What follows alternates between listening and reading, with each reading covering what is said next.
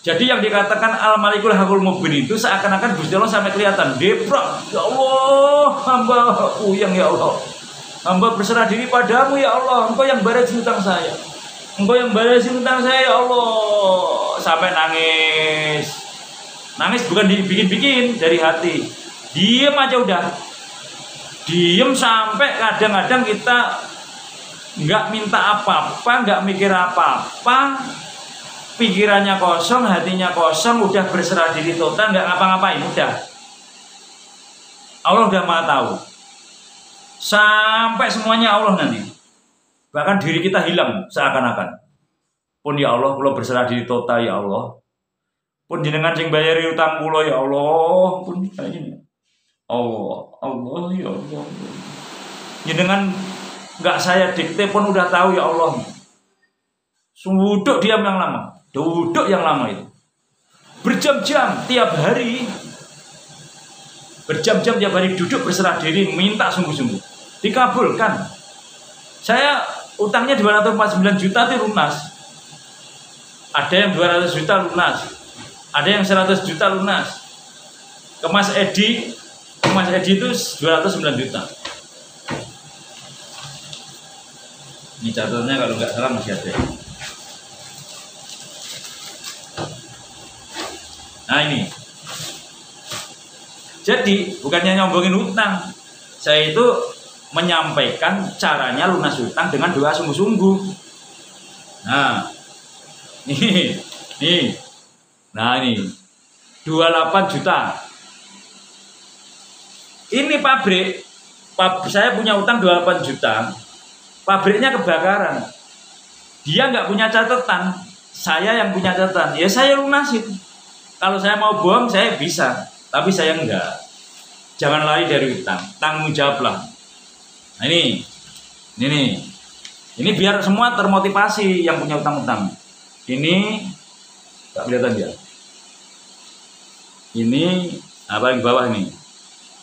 64 juta.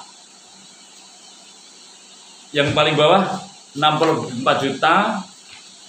Terus ini 121. Ini yang bikin saya nangis.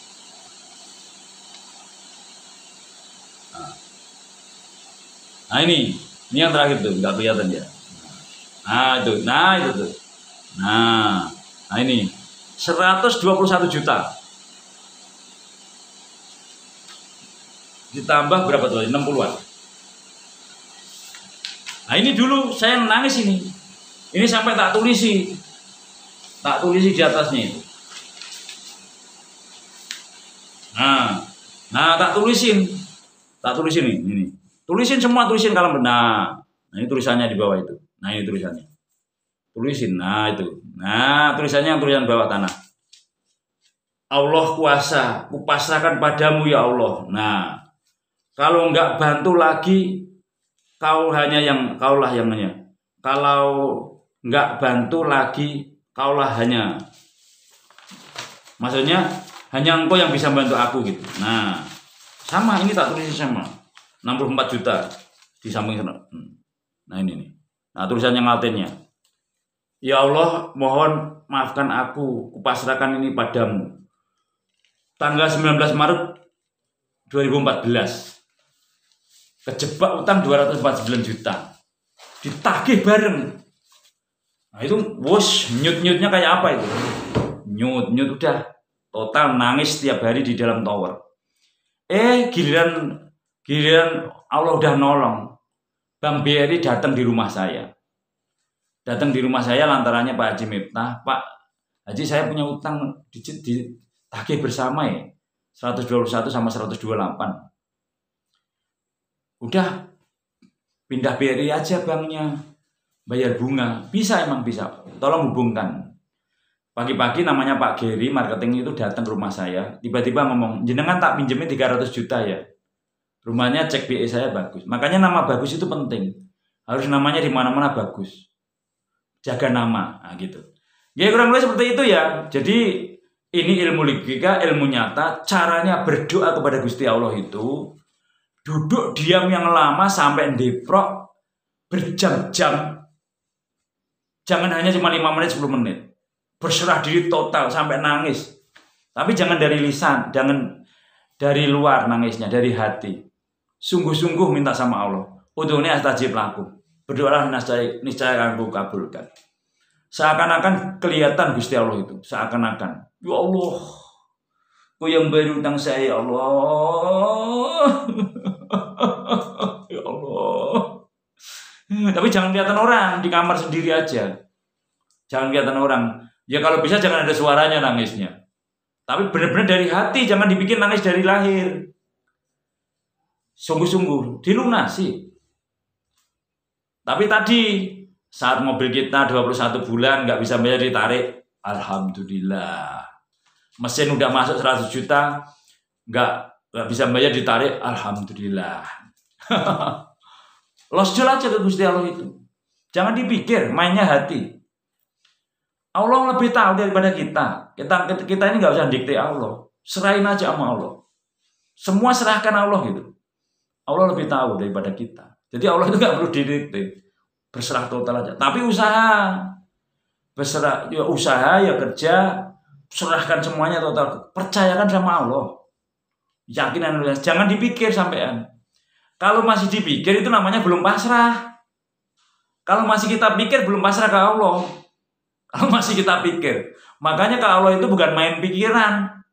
Ke Allah itu main hati. Losdol. Pikirannya kosong, hatinya kosong, udah. Dengan semuanya Allah gitu. Jadi semua nanti yang main Allah. Ketemunya kalam ucapan dari Allah. Ketemunya kalam pikir, pikiran dari Allah. Ketemunya kalam rasa dari Allah. Ketemunya kalam gerak-gerakan dari Allah. Ketemunya kalam tulisan dari Allah. Semuanya yang main Allah. Nanti kalau semua yang main dengan Allah, kayak tadi, seminggu ini saya mikirin rumput di depan bordiran. Ya Allah, nyuruh siapa ini, kotor banget rumput-rumput. Mau tak kerjain sendiri. Saya juga sibuk, saya juga sukanya nyuruh orang gitu. Kemudian tiba-tiba Pak Wardi namanya. Bersihin gak disuruh. Siapa yang bersihin? Pak Wardi. Langsung saya telepon. Pak, besok sekalian bersihin. Tak suruh lagi. Jadi 2 hari. Gitu. Jadi dilayani Allah. Orang yang sudah di jalan Allah. Bersama Allah dikasih usaha. Dikasih karyawan. Dikasih buyer. Dikasih banyak orang yang nolong kita. Dikasih bos. Dikasih semuanya. Disiapin oleh Allah semuanya. Itu yakin, yakin. Sampai isbatul yakin. Tapi di saatnya orang yang sudah seperti ini ya. Jangan sirik lagi sama orang. Jangan dengki sama orang. Jangan jahatin orang. Jangan jelekin agama lain. Jangan merasa benar beragama. Di dalam diri kita tidak ada lagi merasa paling benar beragama. Paling benar ajaran. Tidak lagi jelek sedikit pun sama orang, nggak ada. Menganggap orang sedunia semua itu baik semua gitu. Kita nggak mikirin orang. Yang kita pikirin Allah. Kita mikirnya mau seneng hidup dunia. Seneng. Dibohongin orang ya udah. Nggak apa-apa. Kalau mau bohongin saya. Nanti saya diganti Allah. Gitu aja. Nggak dipikir. Oh ini sedekah saya. Lewat orang lain. Tanpa disuruh. Dia ngambil barang saya. Gitu aja. Losdol ke Allah. Mainnya main Allah. Bukan main duit. Bukan main dunyo. Mainnya main Allah. Main bersama Allah. Memang seperti orang gendeng seakan-akan. Loh, tapi nyatanya enak. Pikiran dulu selama dulu duit terus. Dengan pikiran kita Allah terus. Enak Allah terus daripada duit terus. Hati kita yang tadinya gundah gulana, sedih dan sebagainya. Setelah diisi Allah terus enak. Pikirannya Allah, hatinya Allah, enak tenang. Wes gak mau ribut agama. Gak merasa beragama dan gak mau diajak apapun agama ini itu sama. Nggak ngaruh lagi, nggak takut nanti diiming-iming, nggak takut-takutin masuk neraka, nggak tergiur surga, nggak. Dia yakin dengan perbuatan saya sing penting nyenengin orang banyak, mendapat ridho Allah. Masalah saya ditaruh neraka surga itu urusannya Allah.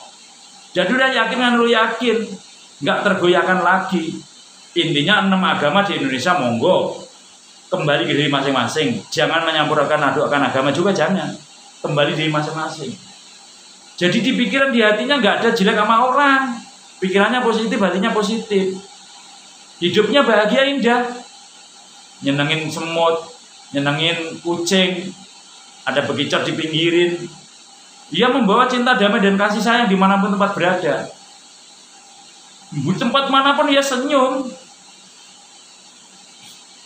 Orang lain jelekin ya biarin. Yang penting saya tugasannya nyenengin orang banyak sedunia ini. Nah gitu loh. Makanya minggu kemarin itu berapa tempat saya undangan itu. Ya nyenengin orang banyak. Membahagiakan orang banyak. Namanya di hajatan ya nyanyi. Kalau di hajatan ngaji ya malah diusir orang kita. Ada tempatnya masing-masing. Yang penting hati dan pikiran jangan geser oleh Allah. Tiap detiknya ada Allah tiap detik. Tiap detik di sini Allah, Allah, Allah, Allah, Allah, Allah, Allah, Allah, Allah. Di hati Allah, Allah, Allah, Allah. Lupa ingat, lupa ingat, lupa ingat. Nyanyi itu boleh kalau nggak lupa Allah. Nyanyi nggak boleh kalau lupa Allah. Yang nggak boleh itu lupa Allahnya tadi gitu. Jadi segala sesuatu yang melupakan kita pada Allah itu sejatinya nggak boleh. Tapi segala sesuatu yang mengingatkan kita pada Allah itu termasuk zikir. Sejatinya itu. Makanya dilarang kenapa? Takut lupa Allah. Jadi kalau mengingatkan pada Allah ya bagus apapun itu. Namanya zikir. Neng nong neng gung tak nong tak dengang dung tak dung. Neng itu neng neng nong nong nong ketemu kosong nong nong nong kosongkan pikiranmu kosongkan hatimu neng hatimu jangan neng pikiranmu yang neng hatimu neng nong nong hatimu kosong pikiranmu kosong nong kosong gum ketemu yang maha agung ketemu yang maha agung. Siapa yang neng akan kosong pikiran dan hatinya. Setelah itu karena yang maha agung itu filosofi. Nah gitu. Ya Mbak Elis, bismillah, kurbayakun pangestunipun Gus hajat kula dikabulkan Gusti. Amin. Amin Mbak Elis, yakin mawon yakin dikabulkan. Yakin. Banyak yang membuktikan loh. Bahwa ada orang nggak bisa tidur. 2 hari 2 malam nggak bisa tidur. Telepon saya terus. Allah ridho. Ketemu kita ngobrol sebentar. Sampai minta tidur sama Allah sekarang. Ya Allah, hamba mohon tidur. Belodak langsung tidur ya. Nah sayangnya nggak hubungin saya lagi. Hanya pas ada masalah aja dengan kita dekat. Setelah nggak ada masalah nggak hubungin lagi. Ya nggak tahu sekarang perkembangannya seperti apa. Tapi saya nggak ngaruh. Saya itu nggak. Kita adalah saudara. Bukan anak buah, bukan murid, bukan siswa, enggak. Kita saudara. Duduk sama rendah, berdiri sama tinggi. Kita bukan menasihati, bukan menggurui, tapi kita sharing berbagai pengalaman. Kita adalah saudara, satu udara. Gurunya adalah guru sejati yang adanya di dalam diri masing-masing. Jadi guru itu adalah pengalaman, guru adalah praktek. Kita adalah saudara aja. Panjenengan sudah dikasih pikiran sama hati, ya pakailah pikiran untuk mikir, hati untuk merasakan. Yang di dalam hati itu adalah utusan yang Allah. Di dalam hati kita ini utusannya Allah, nggak gemen-gemen. Langsung utusannya Allah loh di dalam hati ini. Masamu hati itu, agung. Qalbu mu'min baitullah.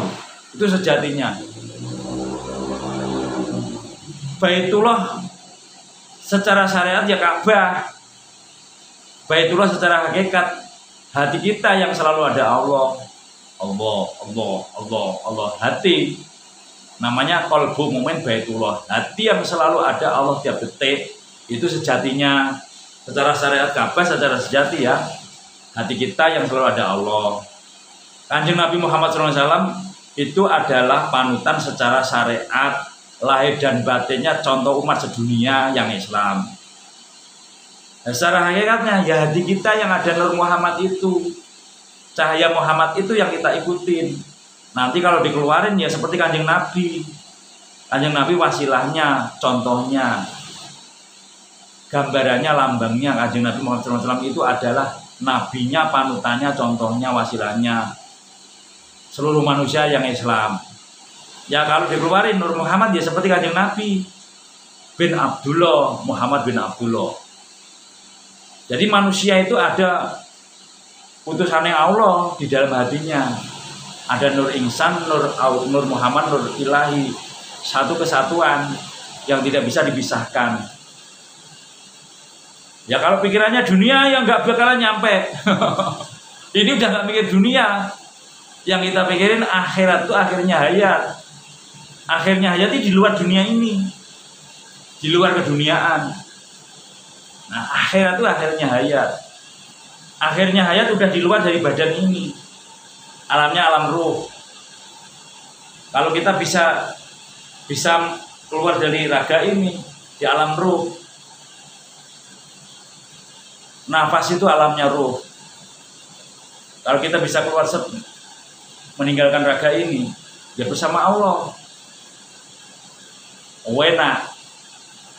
Pikirannya kosong, hati kosong, nafasnya masih bernapas tapi pikirannya tidak hanya mikirin Allah, hatinya merasakan Allah, tidak melihat, tidak mendengar, tidak bicara.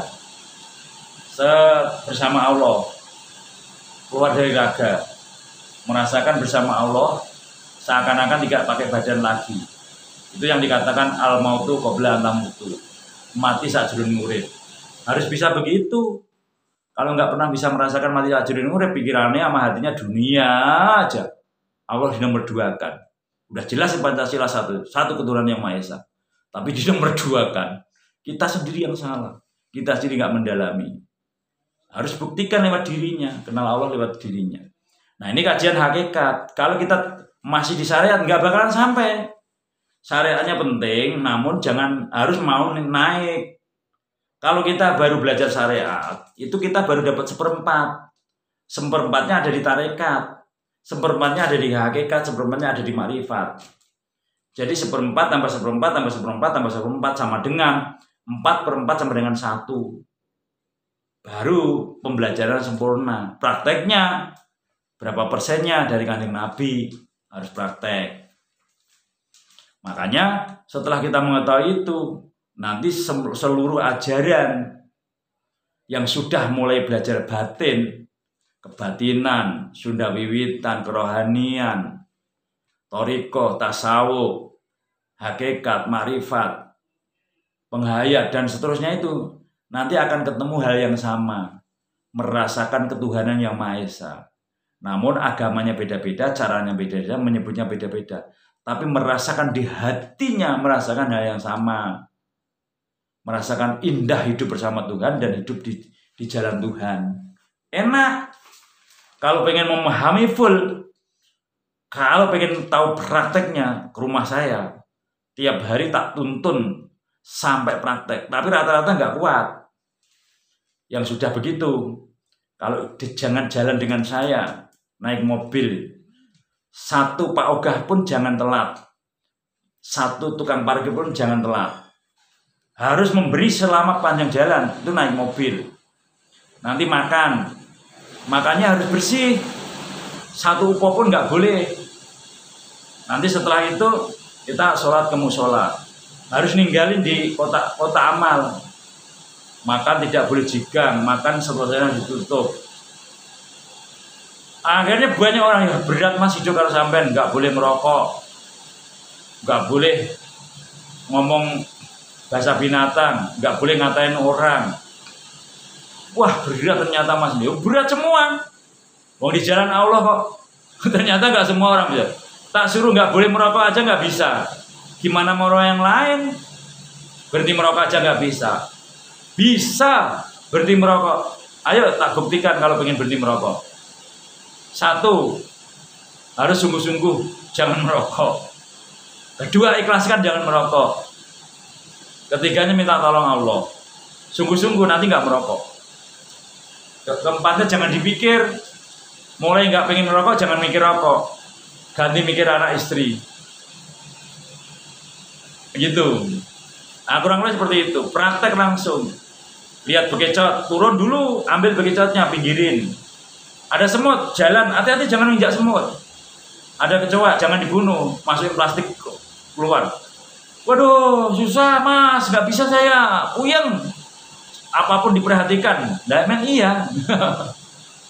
Kalau punya duit yang di pinggir jalan, kasihan kita beli. Di pom bensin, tinggalin 5.000, 2.000. Di Alfamart, Indomaret tinggalin 1.000, 2.000. Banyak yang dilakukan, akhirnya orangnya banyak yang bilang nggak kuat. Ah susah Mas kalau kayak gitu mah terlalu lembut. Lah emang iya harus pakai hati, semuanya main hati. Nah, kalau nggak bisa ngasih di tukang parkir minta maaf, doa. Ya Allah saya hari ini nggak bisa ngasih tukang parkir, kayakan dia, bahagiakan dia, muliakan dia. Jadi detail hidupnya. Silahkan cek dalam diri masing-masing. Orang mulai ngaten. Mbak Urma masalahku dek hadir maaf jarang ikut ngaji diri. Nggih kakak, Mbak Rumah aku juga jarang kok aku ngikutin kata hati. Mbak Rumah saya selalu ya semangat. Saya juga jarang mulai. Ini aja karena di kerjaan aja. Mas Ran mau tanya banyak orang awam ikut marifat di sosmed apa itu diperbolehkan? Gini Kang Mas, kalau kita punya murid harus ada 4 kelas. Kita punya murid 4 siswa harus 4 kelas. Secara murid syariat, murid tarekat, murid hakikat dan murid hakikat. Naik kelasnya 4 kelas. Namun kalau di media sosial itu nanti digiring oleh Allah dan alamnya. Kalau ia nggak akan nyambung, dia akan keluar dari room itu. Bedanya itu. Karena yang ada di room itu sendiri